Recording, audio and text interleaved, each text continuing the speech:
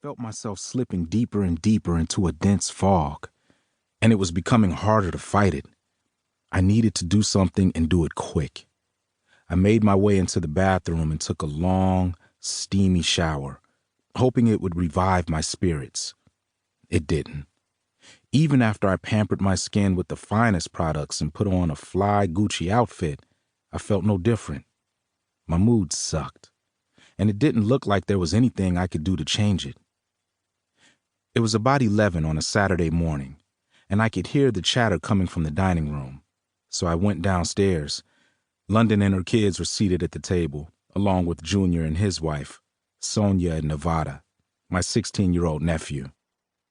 "Good morning, everyone," I greeted the room with the most cheerful voice I could muster. Their responses were all cordial, but as usual, I felt like I had interrupted their conversation. I walked over to the breakfast food spread out on the buffet and made myself a plate, then sat in an empty seat beside Nevada. Like a typical teenager, he was too engrossed in whatever was happening on his phone to look up. The food didn't taste bad, but I still wasn't satisfied. It was the typical brunch we had every weekend: pancakes, eggs, bacon, sausage, fruit. It was good, but it was the same, just like everything else in my life lately. I realized that I wanted something different. I needed something different. I was tired of feeling this way. "Where's the parentals?" I tried making small talk. No one answered for a minute. Just as I was about to have an attitude, Nevada looked up and said, "You say something, Uncle Rio?" I turned and repeated my question. I asked, "Where are the parentals?"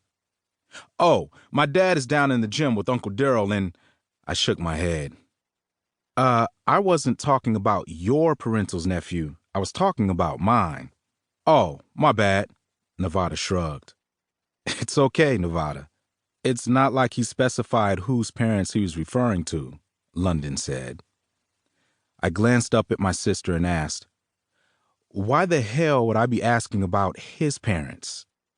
"Anyway, to answer your question, Mama and Daddy went out for a drive this morning," London said, and then went back to talking to Sonia.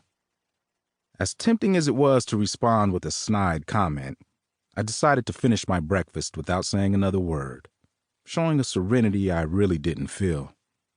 I walked out of the dining room and didn't stop until I was out of the front door. When I hopped into my car, I knew exactly where I was headed. 45 minutes later, I was at my spot. All the Duncan children had their own secret hideouts, including me. Mine was located in a country setting, surrounded by trees and a huge iron gate, all on a quarter-acre of land. I pressed the password into the keypad, put my fingerprint on the sensor, and the gate to my small but adequate getaway opened and allowed me access. I drove up to the front of the small 2-story bachelor pad and bypassed the 3-car garage, deciding to park in the driveway instead. I entered the house and looked around at the decor I had meticulously selected. There were huge murals on all the living room walls, making it feel bigger than it really was.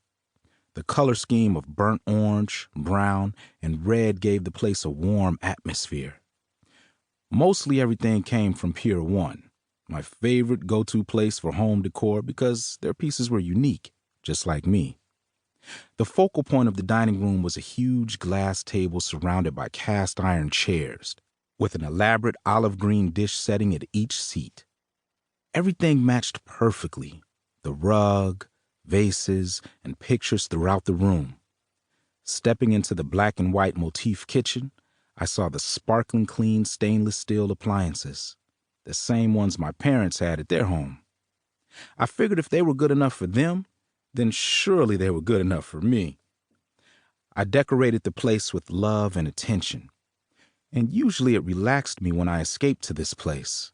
My home away from home was a breath of fresh air, but somehow I didn't feel the usual peace this time. I flopped down on the burnt orange sofa in the living room and checked my phone to see if I had any missed calls or texts. Not one.